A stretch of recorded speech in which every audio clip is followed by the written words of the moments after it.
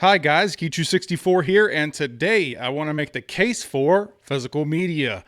We will cover both the pros and cons, but this is ultimately a video advocating for physical media.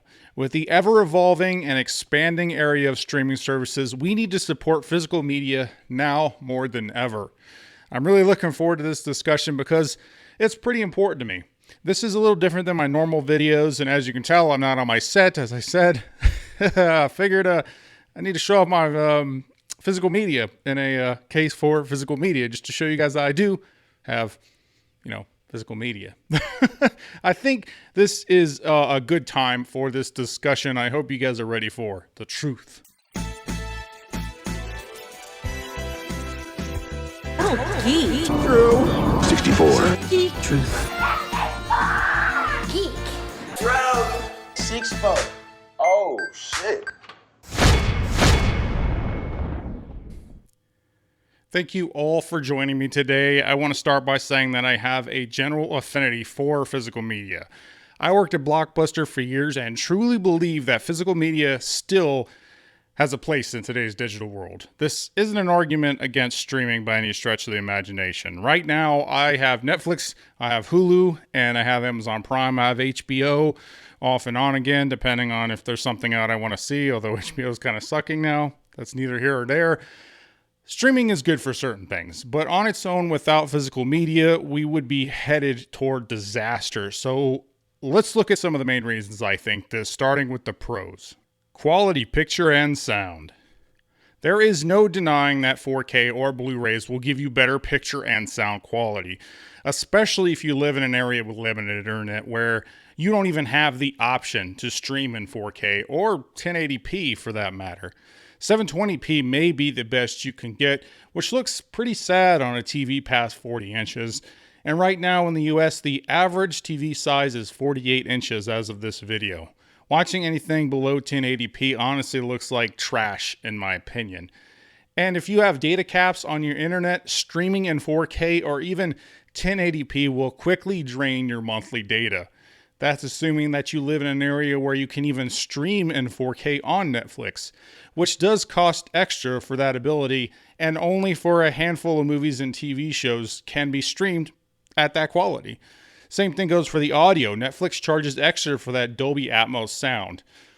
To put it simply, even at its best, streaming can't compete with physical media, simply due to compression. Without getting too technical here, compression happens on all streaming platforms because the data is being sent to your device for viewing as you are watching it. Compression simply compresses the file size of the video for you to watch. A 4K disc can store up to 100 gigs of data, which is huge. None of the original source is compressed for physical media, so you can watch Lord of the Rings in all its glory. Physical media is ownership. With streaming, you have a constantly rotating library of movies. If you want to watch Indiana Jones movies, they are currently on Netflix at the time of this video. There's a very high probability that they will not be there in a few months. Now, a rotating library is good, but what if you want to watch Indiana Jones one night and it isn't on any of your streaming services? You don't own the movie, so what do? Well, you don't watch it, or you sail the high seas, which I really hate that people do. Don't do that. That's terrible, guys. Come on now. This is arguably the most important reason why physical media is important. You own it. It's on your shelf. It's in your hands and in your player. It is yours and you can watch it whenever. It's your library to do with as you please. Like a good buddy, it's always there. Internet connection. I've already mentioned this in the last 2 points, but it deserves its own point. This topic happened to me last week. I was watching Next Generation when my internet goes down.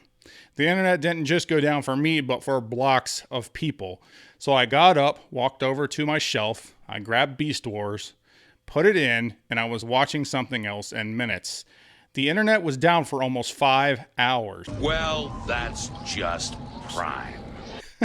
So I just sat there shooting through episode after episode until it came back on.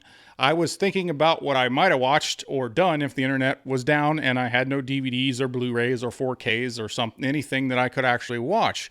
I guess I could, read a book or a comic book. That'd be fine, I suppose. Or maybe watch Judge Judy on my digital antenna. Yeah, basically without physical media, you really are subject to your internet. Also, some people have data caps on their internet service and can't stream every day without using up their data cap before the end of the month. Some people don't even have internet. They use their phone as a hotspot, and that limits the internet even further. And you need internet for adult stuff like paying bills and drinking and paying bills. I don't think the water company cares that you couldn't pay your bill because you used your data binging Parks and Rec on Netflix. They just don't care. And as I said before, the quality of the picture and audio is tied to your internet service as well, so physical media frees you from the internet. Special features. I'm obviously a big movie fan, as evident by the content I put on this channel and the shelf behind me. And when there is a movie that I love to check out the special features. Deleted scenes, documentaries, behind the scenes stuff, sometimes even the commentary.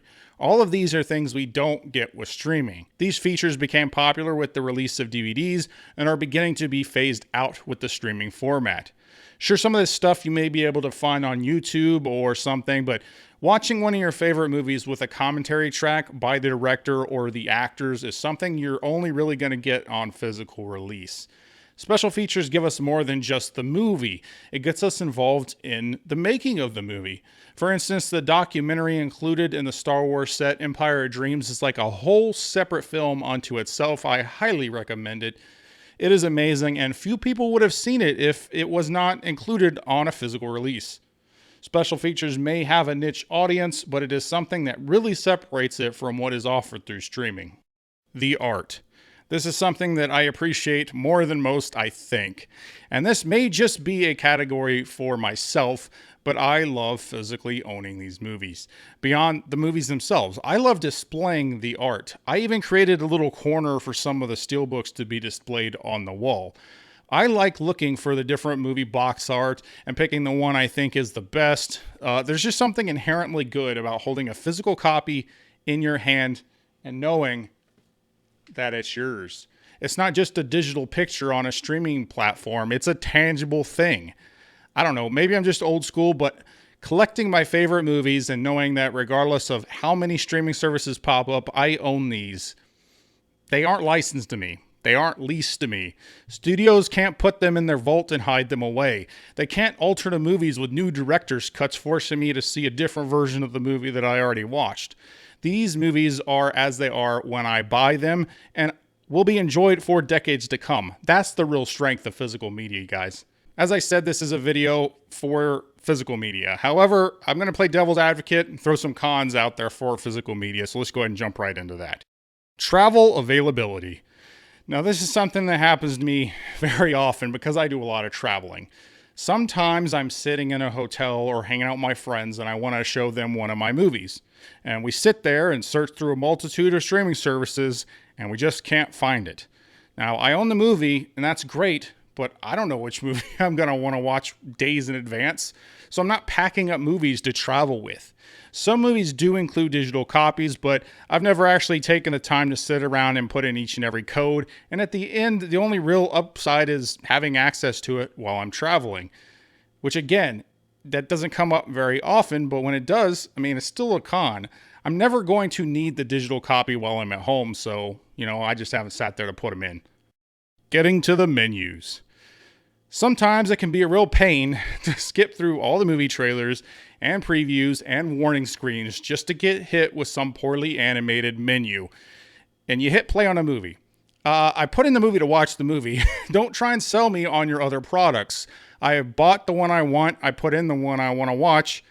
And that's what I want to see. Now, in the old VHS days, it was kind of cool to have the previews because we didn't have the internet.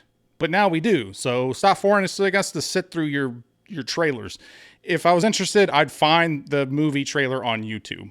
And sometimes by the end of the struggle, you may have already seen a trailer for something that you wanted to watch more than the movie you just put in. So you switch out the movies and then you get to go through the whole process all over again. Now, luckily with the newer 4K releases, there is an option to just play the movie as soon as you put in the disc, bypassing everything and getting the movie going right away, which is what we wanted from the beginning. So thank you, 4K. Menu spoilers. This is a rarer thing, but something I've come across a couple times. Sometimes I put in a movie that I've never seen, and the menu comes up and starts showing clips from the movie. And not just random clips either, but actual spoilers from the movie. Showing movie clips in your menu is lazy as it is, but why the hell would you put scenes from your finale in the menu? Which is basically now at the beginning of the movie, because I had to get through the menu to get to where I was going. Some menus are really well thought out and are cool additions to the experience, but sometimes the laziness factor of these menu designs will just spoil the movie for you. Available space. This is a problem that a lot of people have. They just don't have space for physical media anymore. Not everyone has space for a big bookshelf like this filled with movies, especially if you live in a city where space is at a premium. Streaming becomes less about simple convenience and more because there just isn't room for a big physical library of movies. The upside to that is the city is going to have better internet for streaming than people who live in rural areas. For those in rural areas, space isn't a problem, internet connection is. So available space is situational as well as preference-based, but worth a point to the cons category for some people. TV show binging. I own several TV sets, including Chuck, Spartacus, and of course, Game of Thrones, although I will not be getting Season 8. Screw you, Season 8. However, due to becoming lazy from streaming television shows, I find getting up every couple episodes to put in the next disc to be annoying. Not that I couldn't use the exercise, but this isn't really a big deal, but it can get slightly irritating at times. For instance, Game of Thrones sometimes only has like 2 episodes on a disc, and after watching it, you have to get up and put in the next one, wait for the previews, get to the menu, and then press play. Again, it's not really a big issue. It's kind of like being pecked by a duck over and over again. We've just been spoiled by streaming shows. And those are 5 pros and 5 cons for physical media. As I stated before, this video is obviously in favor of physical media. If physical media goes away, so does our ability to own these movies. We will forever be subject to multiple streaming services and the hope that they may have what we want on the streaming service that we pay for. And for those who own digital copies, you will have to rely on the service to function into the future in order to maintain your library. Just remember, physical media is yours and no one else's. Thank you guys so much for joining me on this video. Thank you, subscribers, for being awesome. I hope you enjoyed this essay style video. This was actually recommended to me by a couple people, so I was really happy to get to work on this. What do you guys think about physical media? Are you a proponent of it? Are you against it? Are there some points that I missed? Comment below and let me know what you think. If I get at least 50 likes on this video, I'll do a Blu-ray collection. If you guys are interested in me going through my Blu-ray collection and showing you what I've got, it'll probably be a pretty long video and pretty detailed. Put a couple comments. Let me know if you're interested in that. If I get at least 50 likes on this video, I'll do it. Again, if you like this video, please like, comment, subscribe, share it, do all the YouTube stuff, or don't. I'm not a beggar. I'm D264, and I'll always tell you the truth.